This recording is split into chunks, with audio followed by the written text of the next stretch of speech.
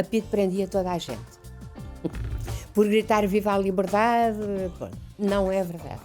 A PIDE estava vocacionada para neutralizar aqueles que estavam organizados politicamente na oposição ao regime. DST Group apresenta um podcast de Pedro Abrunhosa. É preciso ter calma.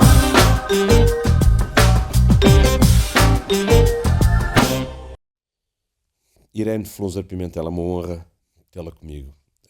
E eu tenho muita admiração por si, também é uma honra. Muito obrigado. Acredito que sou um leitor seu e fico extremamente sensibilizado pelo trabalho que os investigadores e os historiadores fazem, a dedicação, o tempo que é aplicado em tornar-nos, nós cidadãos, mais informados e esclarecidos. Mas sabe que é uma coisa que eu adoro fazer. Normalmente perguntam sempre: gostas de ir para os arquivos? É como ir ao cinema, porque as coisas que aparecem, às vezes não aparece nada, mas de vez em quando há assim um berro nos arquivos: olha, encontrei. As coisas vão se desenrolando, é uma espécie de filme que vai, Exatamente. que vai realizando na sua cabeça para depois o poder escrever. Sim, eu a parte da escrita nem é a que eu mais gosto. É de facto esta parte que é a da curiosidade, porque nós temos uma quantidade de ideias feitas. Quando vamos para uma investigação, bom, temos sempre, não é? Sim. Eu, por exemplo, tinha relativamente à PIDE, porque tinha sido ativa politicamente durante ainda o final do marcelismo e o nosso futuro breve seria ser preso um dia. Por isso, quando me perguntam o que é o 25 de Abril, para mim é o fim do medo de ser presa. Claro. E aí eu só posso agradecer, não é? Mas normalmente temos ideias feitas e o grande problema na história é nós conseguirmos abrir-nos para abafar, destruir essas ideias. Portanto, a opinião pessoal... A opinião pessoal, porque há sempre, não é? Uma opinião pessoal. Claro. E muitas vezes vamos à procura de determinadas coisas e não vemos outras que estão ali, não é? Mas pode o historiador interferir na narrativa? Interfere de uma sempre. forma consciente e inconsciente? Interfere sempre. Eu acho que nós temos que ter uma tendência para a verdade, digamos, sendo que a verdade nunca é absoluta, não é? Claro. E é uma tendência que não é neutra, evidentemente, e é complicada muitas vezes, sobretudo quando são assuntos próximos da nossa vida, não é? Neste caso concreto, e perdoa-me interrompê-la, quando diz que de repente há assim uns momentos, umas epifanias na investigação, qual foi o momento na investigação que faz sobre a PIDE, que é uma investigação profunda, aturadíssima, qual é o momento, ou quais são os momentos que a surpreendem neste... Olha, são vários, mas vou dar uma ideia feita que eu tinha e que foi completamente abafada. Duas, aliás. Uma delas é que a PIDE prendia toda a gente. Por gritar viva a liberdade, bom, não é verdade. A PIDE estava vocacionada para neutralizar aqueles que estavam organizados politicamente na oposição ao regime. E não por acaso, a primeira pergunta era sempre é membro do Partido Afiliado, Comunista, claro. por exemplo, na altura. Depois tinha uma coisa muito interessante que eles diziam: do dito Partido Comunista, dito português, porque o grande truque do regime e da PIDE a nível da opinião pública mundial era dizer que ninguém era perseguido devido às suas ideias. Porque isso estava na Constituição de 1933. Portanto, as pessoas podiam ter as suas ideias. Não, aquelas pessoas eram sempre, Criminosos comuns? eram criminosos comuns que queriam derrubar o regime. Pela Portanto, violência. era uma associação de malfeitores. Certo. No fundo era isso que eles queriam dizer, não é? E essa associação de malfeitores queria derrubar o regime legitimamente baseado numa Constituição. Mas esse acentuar da perseguição, nomeadamente aos membros do Partido Comunista e a outras forças que na oposição Sim, mais exerciam, tarde, sim. exerciam alguma resistência ao regime, também, digamos que lhes ocuparia não só a logística, como os meios humanos todos necessários. Praticamente. E que, portanto, não poderiam perseguir o cidadão comum ou... Não podiam, é isso mesmo. Aliás, o grande problema da PIDE durante o marcelismo, já na altura, quando se passa a chamar Direção-Geral de Segurança, a partir do final de 69, o grande problema é que havia tantas pessoas já que estavam na oposição ao regime, os jovens estudantes que eram contra a guerra colonial, as empresas, apesar de ser proibido fazer greve, faziam greves, muitas vezes até ocuparam algumas empresas. E isto foi qualquer coisa que a Direção-Geral de Segurança, a PIDE, não tinha unhas para tratar disto. Claro. E, aliás, o grande problema era sempre este. Por exemplo, escutavam chamadas, muito poucas. Isso era outra ideia que eu tinha, Pois. que toda a gente era escutada. Mas não, porque eles tinham muito poucas possibilidades. Depois, nunca chegaram a ter computador, por exemplo. E estas informações era permanentemente, burocraticamente batida à máquina e depois tinham que sempre ir buscar, quando prendiam outra vez uma pessoa, muitas vezes era a segunda ou a terceira, iam buscar o que já tinham, a informação que já tinham e colocavam nova informação. Mas esse processo burocrático, para já, ajudou no processo de investigação. Ajuda, isso é que é terrível ao mesmo tempo. E isso há um historiador italiano que eu gosto muito, Ginsburg, que estudou, portanto, analisou os arquivos da Inquisição. E ele próprio diz a dada altura que ficava contentíssimo porque ele próprio era um inquisidor, não é? Claro. Nós muitas vezes somos inquisidores. E evidentemente que aquilo tudo, aqueles processos todos em que as pessoas são interrogadas, tudo aquilo ajuda muito o historiador. Claro. Mas o historiador tem que estar muito consciente que aquilo, a verdade, não está ali. Claro, claro. Deve ser angustiante nesse sentido. É completamente angustiante. E outro aspecto que eu, por exemplo, eu também estudo muito o Holocausto, certo. O período da Segunda Guerra Mundial, e um dos aspectos que eu tinha medo era de me dessensibilizar relativamente ao que estava a ver. E pronto, e tirar conclusões que não podiam ser tiradas. Por exemplo, quanto tempo é que um preso estaria, por exemplo, na tortura do sono? Isso não está lá.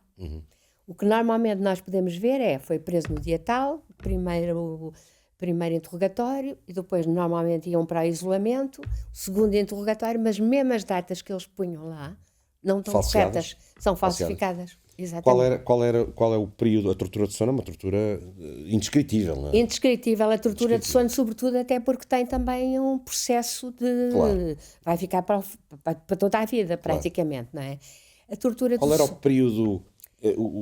Houve muitos militantes que aguentaram dias a fio. Isso foi outra coisa do que o chamado falar na PIDE. O falar na PIDE praticamente era impossível não falar. Praticamente era impossível não falar. E depois há determinadas pessoas que, de facto... Não falaram. Não falaram, por várias razões. Que é extraordinário. Eu, por exemplo, tenho um camarada meu, não é? Que aliás era aqui do Porto, que já faleceu. Ele contou-me que a dada altura ele foi transferido para Caxias e eram já feitas ali, os interrogatórios passaram a ser feitos em Caxias, em 71. E ele era muito vaidoso e começou a ter imagens, quando estava na tortura do sono, que havia uma quantidade de povo que estava à beira da cadeia a cantar coisas para lhe dar força. Isto é tudo imaginado. Resistência interior. Exatamente. Agora, e ele disse, e portanto eu queria que aquilo se mantivesse. Mas a tortura do sono tinha também essa, quer dizer, para além de retirar todos os sentidos, não é? Exatamente. Tinha também esse lado quase hipnótico de criar... Hipnótico e trazia... para poder extrair informação. Exatamente. E o problema é que a pessoa já não estava consciente. Claro. Pronto, por isso é que aquela coisa do falar e não falar, que era igual a trair ou não trair, não é verdade. Essa questão não é verdade. Aquilo era muito eficaz. Porque, repara uma coisa, durante todos os anos 50, 60, era mais ou menos uma semana, quanto muito 10 dias. Quando foi o marcelismo, foi o período pior da violência nos interrogatórios, ao contrário do que se possa pensar. E por uma razão muito simples, porque o regime estava acossado, não é? A guerra. Essa ideia, eu acho que é importante frisar, não é? Porque a primavera marcelista não passa de uma Exatamente. falácia, não é? Não, há uma primavera marcelista no início logo, em que ele tenta fazer ali umas... Os direitos das umas mulheres, leis. por exemplo. Sim. Há um aligeirar. Há um aligeirar, é quando ele diz que vai fazer o Estado Social, que ao fim e ao cabo dá pela primeira vez a Caixa de Previdência aos rurais, que não tinham, pura e simplesmente, não é? E aos pescadores. Mas, por outro lado, do ponto de vista, a partir de 70, 71 e por aí fora, do ponto de vista da violência das prisões, e até porque eles próprios estavam à nora. Eles já não percebiam nada daquelas organizações que pululavam por todo lado. Mas já que entramos no marcelismo, e porque a PIDE vem da PVDE, que já vem Exatamente. de trás, e portanto há aqui... E já vem no período da ditadura militar de outras polícias políticas também. E portanto há uma escola de repressão policial à qual a PIDE é mais visível, não é? E sabe mas uma aqui, coisa, já diga. agora só relativamente à tortura do sono, a PIDE tinha um relacionamento com a CIA e com os serviços secretos de democracia, os franceses, por Claro, exemplo. claro. Aliás, pela própria permanência de Portugal na NATO, teria que fazer. Exatamente, e aliás, tem a ver com a presença na NATO, exatamente isso. E também porque a PIDE era o Gabinete Nacional da Interpol, curiosamente. Pronto. Certo. E o que acontecia é que, quando os americanos começaram a fazer experiências de tortura, enfim, mais tecnológicas, entre muitas aspas, na altura do Vietnã e por aí fora, eles passaram a ter um manual que coloca 3 questões, que é fundamental. Não vale a pena começar a espancar, como se fazia antigamente, porque isso até provocava uma resistência. O que é muito importante é a privação. Privação de movimento, que era dentro de uma cela durante 6 meses, cela pequena. A privação de andar na altura do interrogatório, que era a estátua, e a privação de dormir. Ora, a PIDE já fazia isto tudo antes de saírem estes manuais, que saíram em 64. Portanto, eu acho que a PIDE também tinha a sua experiência própria e também a transmitiu. Essas privações são privar o ser humano daquilo que é mais básico, que determina a humanidade. Absolutamente, é isso mesmo. É reduzir o ser humano à não-humanidade, ao fim e ao cabo. Porque isso também é o que permite ao torturador torturar. Claro.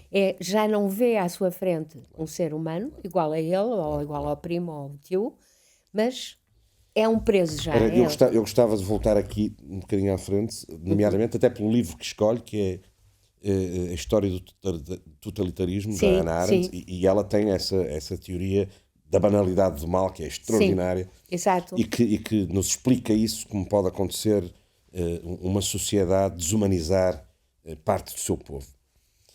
Mas só para terminarmos aqui, entramos no marcelismo, como é que a PIDE é apanhada desprevenida no 25 de Abril? O que é que acontece? Pois, isso é o grande mistério, não é? Mas continua a ser um mistério? Ou... Quer dizer, eu acho que há várias interpretações. A história é praticamente, nunca há uma só razão, não é? Há vários fatores que acabam por explicar. Um dos fatores é que havia elementos spinolistas no seio da PIDE.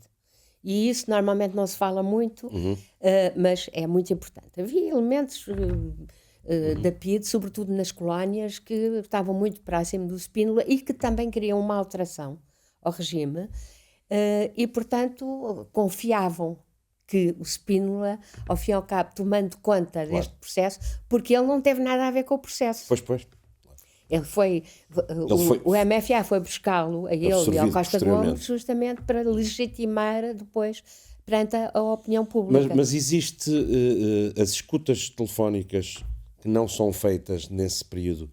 É rigoroso? Há escutas ou Há escutas eles abrandaram? telefónicas, a última das quais, que eu aliás publico até no livro, a última das quais que foi fornecido pelo Costa Correia, que tomou Certo. a sede da PIDE e ficou lá. Foi muito importante também estes aspectos para o pós-25 de Abril. Claro. Porque a tomada da PIDE e a forma como isto tudo aconteceu, o facto de eles terem morto 4 pessoas no dia 25, isso fez com que a PIDE em Portugal não acabasse, pura e simplesmente. Claro. Mas ainda Em Portugal. Em Portugal, porque o ela Costa continua Gomes quis manter Nas enquanto ex-colónias. durasse a guerra nas colónias. Claro.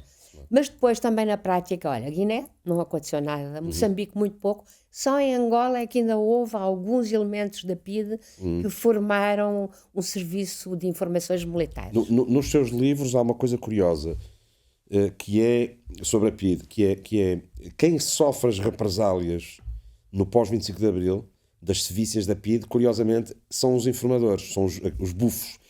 Será Isso é uma porque- interpretação minha. Sim. Porque ao ver, por exemplo, a imprensa, Sim, a sim, seguir ao sim. 25 de Abril, repara-se nisso. Isso é pior Os do, nomes são do que o colocados Marcelo lá, Caetano, que era quem estava no auge do... Mas isso é uma forma de punir a proximidade daqueles que é uma forma. E a traição total, digamos. São aquelas pessoas que estão ao nosso lado. Claro, é isso. Olha, É a questão do o Cardoso Pires, quando soube que o melhor amigo dele, desde a infância, ao fim e ao cabo, era um informador e que transmitia tudo o que ouvia da parte dele, o Cardoso Pires, depois do 25 de Abril, teve um período de enorme Sim, depressão.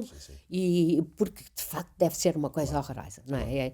E eu, muitas vezes, quando estava a analisar a documentação, o curioso é que estávamos os historiadores, estavam ex-presos políticos que também iam buscar os seus processos para depois terem uma compensação a nível da segurança social e da reforma, e havia também elementos da PIDE, isto já nos anos 90, finais dos anos 90, que iam lá buscar os seus processos e também estavam lá na sala para efeitos de reforma. E, portanto, houve um período, eu não percebo, acho que muitas vezes não se faz uns filmes, porque a nossa história Não, claro, recente claro. é absolutamente A indústria extraordinária. cinematográfica portuguesa tem que estar atenta É à estas riqueza da intriga, Da intriga, já e da história imaginou? policial, palaciana, Policial, palaciano, tudo, o que se passa nessa altura. Agora vai haver uma série sobre a conspiração e acho que ainda vai haver muita novidade. Eu ainda agora estive com o Vasco Lourenço e ele contou-me coisas da conspiração propriamente dita que eu desconhecia. Pois, isso é necessário ouvir essas vozes enquanto elas podem ainda Fundamental. narrar. A história contemporânea é fundamental. O que é que se lhe apraz dizer quando há um primeiro-ministro que nega uma reforma ao capitão Salgueiro Maia e, por outro lado, atribui uma reforma a um dos mais notórios É completamente fascínoras da chocante e mostra que o 25 de Abril, que foi uma ruptura e que foi um golpe de Estado que se transformou rapidamente num processo revolucionário, ao fim e ao cabo não tratou dessa questão. Não houve reparação para os presos que foram torturados, por exemplo. Aliás, até do ponto de vista médico, como, por exemplo, Claro. os elementos Das Forças portugueses Armadas. que foram para as Forças Sim, claro, Armadas claro. e que ficaram com ADFA, não é? stress pós-traumático e deficientes, etc. Nada, isso fala-se, mas não se fala dos presos. É quase como se tiveram ou que mereceram, não é? É uma questão muito pertinente, não tinha pensado nisso. É uma questão muito pertinente. E é essa parte toda. E depois há um aspecto. Eu agradeço todos os dias ao MFA ter feito o que fez. Agora, eles eram militares. E os militares estavam a fazer comissões de serviço na guerra colonial, serviam o regime ditatorial no território, nos terrenos da guerra colonial. E quem era o serviço informativo? Eram os elementos da PIDE, Claro. com os quais eles tinham um relacionamento. Aliás, o Otel uma vez disse que tinha um grande amigo que era da PIDE. E eu disse, eu gostava de entrevistar. Claro que ele não quis depois falar. Mas isto fez tudo com que eles foram presos, houve instrução de processos, mas na prática, ao fim de 2 anos, eles saíram e foram condenados Sim, à prisão a preventiva. fuga de Alcoentre é um pouco... E além da fuga de Alcoentre, porque é tal coisa, alguns saíram assim, não é? Como dizia, eu creio que é o Tordo, que Sim. aqui anda a mãozinha da regaça. O que é que se passa? Exatamente. Deixaram fugir mais 89. Exatamente. A propósito, eu sei que a sua área é exatamente esta, do Estado Novo, não é? O Holocausto, como falou também, gostava de falar sobre isso muito rapidamente também. Mas o seu mais recente livro é sobre o período que vai do 25 de Abril até ao 25 de Novembro de 75. Exatamente. E há uma fase terrível em Portugal de atentados bombistas, Sim, de senhora. muita violência. O seu livro nisso é claríssimo. aliás, de resto, são factos que são conhecidos de todos, promovidos pelo MDLP, na sua maioria. O HELP e o Pelo MDLP depois. Não sei se o Mirne também estaria... O Mirne foi anterior, depois foi proibido e desapareceram. Mas essas pessoas todas, por exemplo, um deputado atual que foi eleito em Portugal, A minha questão começou é no essa. Mirne. A minha questão é essa. Mesmo que seja tirar fotocópias numa organização terrorista que comete atentados terroristas, mais de 600 em Portugal, se não estou em erro. e com mortos, E com feridos. mortos, com crianças mortas. Eu lembro, por exemplo, São Martinho do Campo, em Famalicão, Exatamente. e muitos outros. E uma pessoa que pertenceu a essa organização, uma organização terrorista, é hoje vice-presidente da Assembleia. Como é que vê esta... Eu choca-me de uma forma como não imagina. E não é uma questão de vingança, é só porque Justiça. nos 50 anos, É de ainda justiça. por cima, é de justiça. Nos 50 anos em que estamos a comemorar a base do nosso regime, o nosso regime democrático, e penso que o grosso das pessoas ainda quer este regime, não é? Ao mesmo tempo coloca como um dos principais cargos na Assembleia da República. É uma instituição, um cargo institucional E que representa a democracia. que representa a democracia. Está um homem que tentou derrubar à bomba a democracia. Que ele diz que não, que era político, mas todos eles sabiam. Havia uns que eram militares e outros que eram políticos. Mas ser político não isenta de responsabilidades. Não pelo isenta contrário. nada de responsabilidade. Estavam todos no mesmo... E, portanto, são responsáveis por mortes e pela tentativa de destruição do que foi conquistado em 25 de Abril. Eu acho uma coisa... Mas é a mesma história de haver deputados, 50 neste momento, que a única coisa que estão lá a fazer é tentar causar o caos, fazer da Assembleia da República um circo para a tornar, pronto, obsoleta, desacreditar. Há um filósofo holandês, Rob Riemann, que tem um livro de 2010, creio, que se chama O Eterno Retorno do Fascismo. E aí ele elenca os vários passos para que as ditaduras se tentem impor. Para que as ideologias que levam à ditadura se tentem impor. E uma delas, um dos passos é, claramente, desacreditar as instituições, desacreditar a justiça. Os políticos, aqueles que nos quais delegamos, não é? Os políticos à cabeça. Os políticos à cabeça, dizendo que são todos corruptos, menos eles, porque eles depois não são políticos. Claro, eles são os representantes do povo. Sim. Nós conhecemos esses pequenos passos. E eles também leem a história. Claro. A minha questão é exatamente essa. Para já, os políticos não são todos iguais. Claro eu acho que é uma nobre arte a política. Absolutamente. E as pessoas que se dedicam ao serviço público são... Nós temos alguns nomes... É preciso celebrar os heróis, como dizia Sócrates, não é? Nós temos alguns nomes que estão, de facto, na primeira linha da grande política democrática europeia.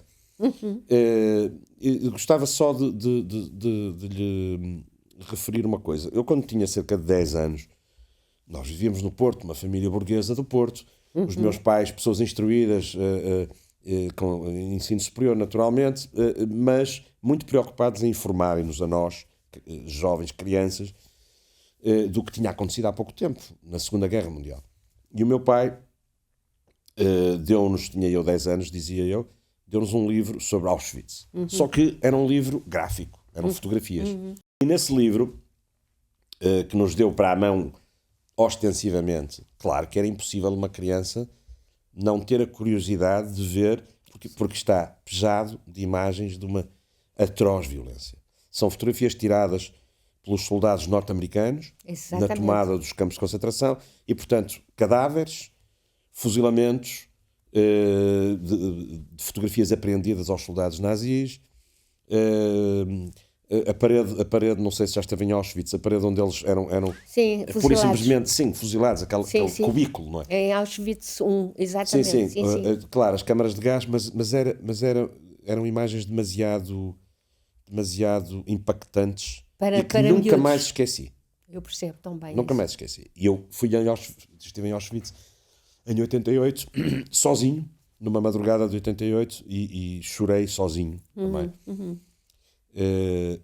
A minha questão é, esta memória, este transmitir da memória, este transmitir deste flagelo que foi o Holocausto, na sua opinião, o que é que nós devemos neste momento fazer para que aqueles que estão com o telemóvel na mão a fazer scroll por celebridades e marcas de roupa, o que é que nós podemos fazer para lhes mostrar, lhes revelar o que é, revelar o que é o perigo? e sobretudo, instilar a curiosidade também, como no seu caso. Claro. Eu também me aconteceu isso. Eu sou uma baby boomer típica, não é? Que nasci depois.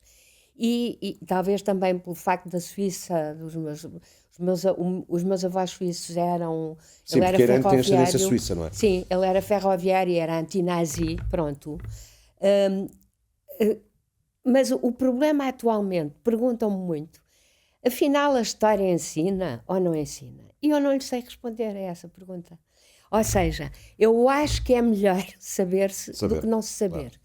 Por outro lado, evidentemente que noto que há cada vez menos interesse em perceber o que é que foi o passado. Mas tem a ver com o afastamento do passado ou tem a ver com... Eu acho que também é uma postura presencista que existe.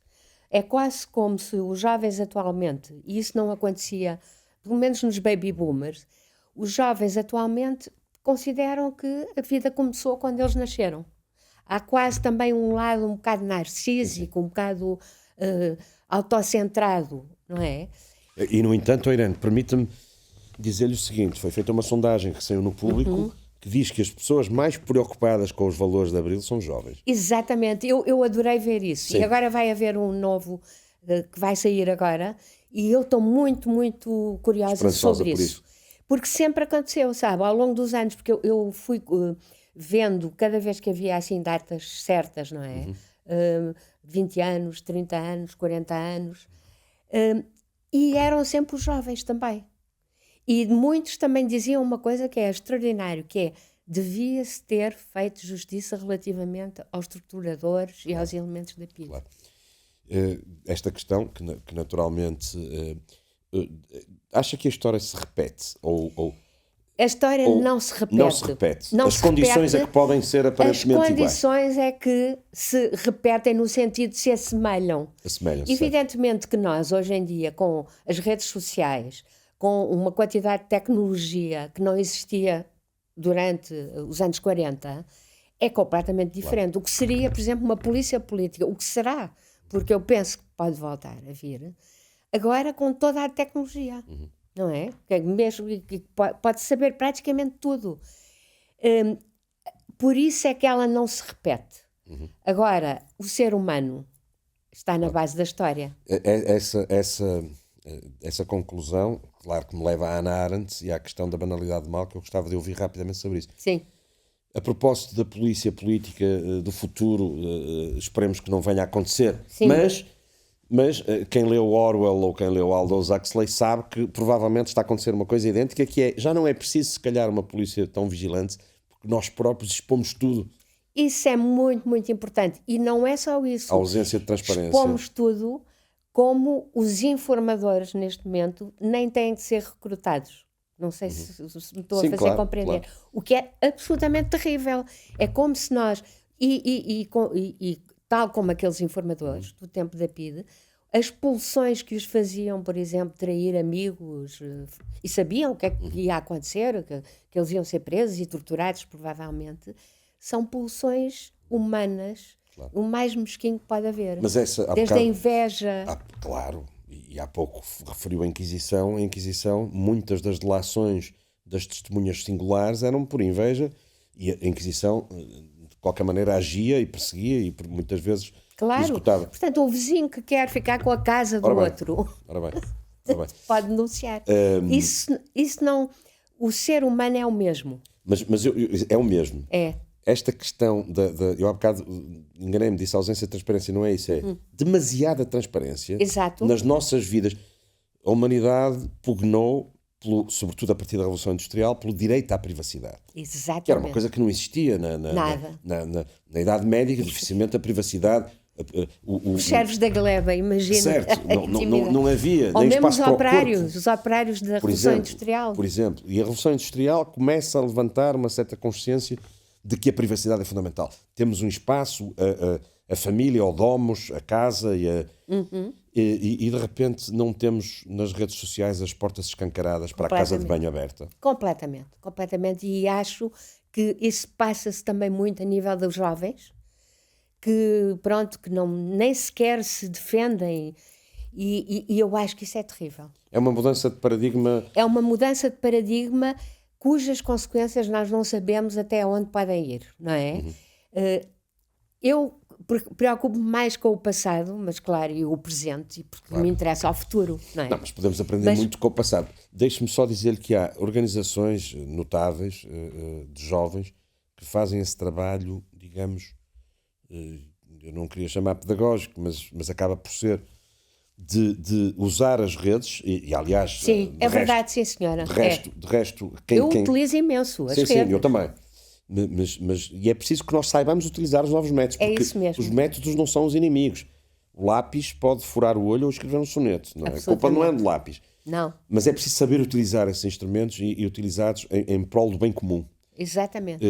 E por falar nisso, para voltar a esta questão da banalidade do mal da Hannah Arendt, que é fascinante a teoria da Hannah Arendt. Embora muitas vezes ela é também treslida, digamos, não é? Mas pronto, eu acho que nós temos a mesma ideia do que é a banalidade. Mas eu gostava, exato, mas eu gostava que me falasse sobre isso, a banalidade do mal, como é que define essa coisa? Ou seja, nós temos ouvido falar recentemente em Portugal de uma coisa chamada os portugueses de bem. Exatamente. Pronto. De que maneira é que os portugueses, esse epíteto, eu diria, do português de bem, distorcido do português de bem, como os alemães de bem. Exatamente. Aí ainda era mais complicado porque tinha uma raça ainda por cima, que era uma raça mais pura do que todas as outras, não é? Não, mas aqui a raça é a mesma coisa. E é a raça portuguesa, eles dizem, não é? Sim. Eles dizem isso. Depois há os traidores no seio. Mas é possível um ser humano, pai de família, que gosta dos seus filhos e que cuida do seu jardim e dos seus cães, como de resto se vê na Zona de Interesse, o seu filme... Exatamente, que escolheu, foi por isso, aliás, que eu escolhi também. Claro, eu percebi. Um filme absolutamente imperdível, é forçoso ver este filme. É.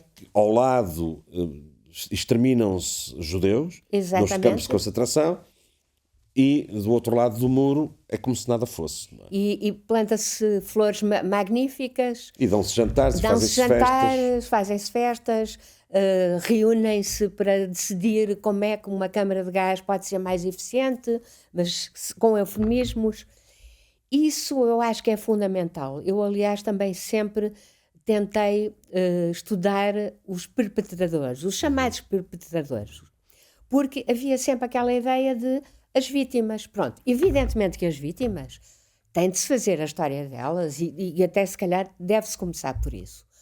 Mas não se percebe nada como é que há vítimas se não se percebe como é que são feitos Foi por isso que fez a biografia do Gouveia. Do Gouveia. Do Fernando Gouveia, que era um elemento da PIDE. É um fascínio, não é? E foi muito criticada por isso. Eu sei. mas foi criticada porque achava que estava a entronizar Exatamente, porque disseram que quem faz uma biografia está sempre a enaltecer o sujeito da biografia. E eu disse, não, quer dizer, como é que eu estou a enaltecer? Eu até conto lá uma história, porque eu acedi à filha dele, que me contou que um belo dia chega à casa com um livro do Manel Alegre comprado na Barata, ele morava ali nas Avenidas Novas, e o pai dá-lhe a maior espanca e dá-lhe a maior tareia da vida dela. Isso está lá. Eu perguntei se eu podia colocar isso. Ela teve imensos problemas, porque a mãe dela ainda estava viva, a mulher do Gouveia, e com os filhos dela. Mas ela teve problemas por contar essa história? Por me ter contado a minha história. Mas e esses pequenos pormenores que são de facto a biografia? A biografia porque é o conjunto. Isso é que é. Claro. Porque é muito fácil dizer, como se pensava antigamente, o Hitler é um louco. Aquilo é tudo uma cambada de loucos que fizeram aquilo. Pois, e há tantos loucos. O que é que gerou aquilo? A Hannah Arendt, em relação ao Eichmann, não o desculpabiliza, não é isso? Não. Não, É isso que foi translido, eu acho. Certo. Não é desculpabilizá-lo. Pois não. É remetê-lo a uma insignificância burocrática, não é? Ela, aliás, até o despreza completamente, Não, porque claro, diz um claro. homem que não sabe pensar, que não pensa pura e simplesmente no que está a fazer. E um homem que, em pleno tribunal, diz que seguia o imperativo categórico do Kant, por exemplo. E isto é que eu acho que ela teve mas teve a coragem também de analisar isto assim. E normalmente nós não temos a coragem, porque é muito mais fácil nós dizermos nós somos os bons e os outros doidos, loucos, que são os carrascos, mas felizmente a maioria não é. Mas não é assim. Claro. Nesse sentido, não é importante nós identificarmos o que se passa nos bastidores da ascensão dos partidos de extrema-direita. É preciso... Porque não é possível que haja tantas pessoas com tantos instintos negativos. É preciso identificar o que é que se passa. O que é que se passa, exatamente. E uma das coisas que se passa é que aquele discurso do português de bem, que é absurda, e que está nos cartazes, passa. E passou para muitas pessoas que agora acham que estão nesse lado do bem contra os outros, não é? Certo. Por enquanto é 1.100.000, mas... Mas naturalmente, mas é preciso identificar completamente. o que é que na cabeça deste 1.100.000, não digo de todos, vai para que se identifique com um projeto que de facto não existe, não é projeto. Não é projeto nenhum, é só um projeto é destrutivo, do contra. Aliás, exatamente como o nazismo e o fascismo italiano, a grande novidade é que passaram a ser do contra e arranjarem sempre inimigos. Pronto, nós temos que lutar contra aqueles inimigos. Por exemplo, agora é as elites. Há um ressentimento social que não se chamaria luta de classes, porque eu acho que há a luta de classes, e continua, mas que foi transformado num ressentimento social de pessoas que dizem agora chegou o nosso tempo. Eu apanhei no outro dia um táxi que me disse isso. A liberdade dos políticos e dos senhores que mandam acabou e agora é a liberdade do povo. Deus é grande. Foi o que eu ouvi. E claro, logo a seguir o senhor diz, porque votei, é a terceira vez, votei no Chega, e agora é que vai ser. Mas há um ressentimento e um aspecto vingativo. Sim. Eu não tenho tolerância nenhuma para votantes. Claro, mas em todo caso, esse ressentimento está sedimentado muitas vezes em revoltas interiores legítimas. Completamente. Porque falharam algumas dos valores europeus, humanistas, sociais. Completamente de acordo. O valor da humanidade. Olha, sabe o que é que eu acho que falhou? Os valores universais. Eu sou uma universalista, não consigo ver de outra forma. E, portanto, tudo o que é identitário, particular, o meu grupo contra o outro, eu acho que isso é que é a grande mudança de paradigma. Porque o universalismo, ao fim e ao cabo, daqueles senhores do século XVIII, eles erigiram um aspecto que não havia, que é a humanidade, a dignidade do ser humano. Ora, eu acho que é isso que falhou. Mas essa dignidade nestes votantes... Eles pensam que foi atingida, exatamente. Por questões económicas, porque o outro do lado trabalha menos que eu e ganha mais. É esses aspectos todos, sabe? A ausência do universalismo. Acho que o egoísmo, neste momento, é erigido como um sentimento que se deve ter, não é? Ao contrário do que era também antigamente, não é?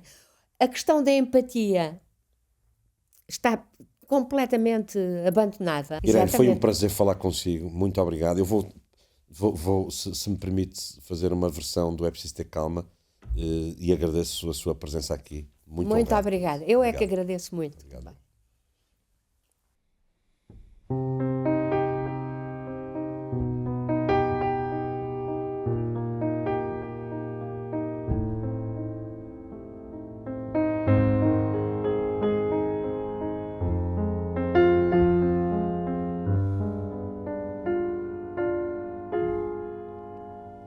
Amor, essa palavra que me mata, me corta, como uma faca, me deixa no chão como um cão, nu, sem sossego, como o prazer que te nego, dor cativa privada, bruma que te cobre o corpo de fada. Sonho distante da mente e de repente saber que se está só e é duro, é puro o futuro, sempre presente como o sol na tua frente, pintado, queimado, um vazio assumido, um corpo triste despido e uma mão que se estende, depende de quem vier. É mesmo assim que se quer, longe ou perto, tudo é deserto, tudo é montanha que te arranha a alma, com fúria, com calma.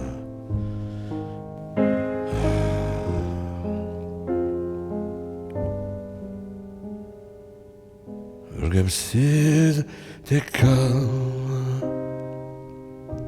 não dar corpo pela alma.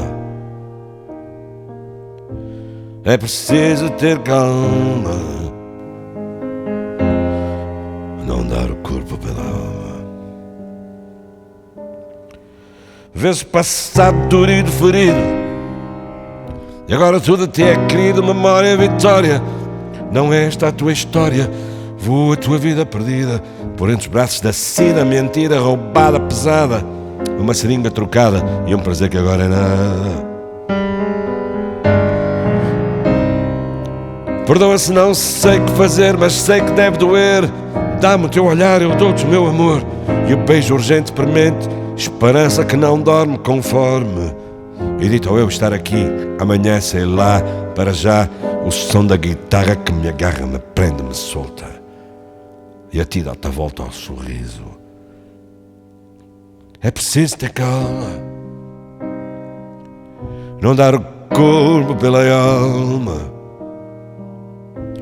É preciso ter calma, não dar o corpo pela alma. É preciso ter calma. Juízo, não tenho medo, não temo, só tremo de pensar, mas não penso e tenso, te faço viajar com a voz. Lembro novembro passado, quando os dias eram curtos e as noites de fado rasgado, cantado, sentido, e no Deus que criamos aprendemos a viver de cor, meu amor. E agora é hora, tudo fica por dizer. Quero te dizer mais uma vez que te amo, talvez te quero, te espero, desespero por ti, e que isso só por si, mas chega para viver mesmo quando só houver silêncio imenso e dor. E pior, meu amor, a lembrança que descansa aos olhos teus, nos meus adeus. É preciso ter calma, não dar o corpo pela alma. Porque é preciso ter calma,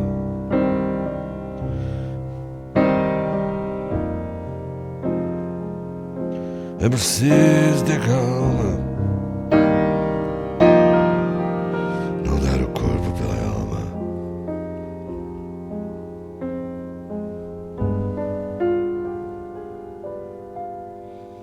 É preciso ter calma.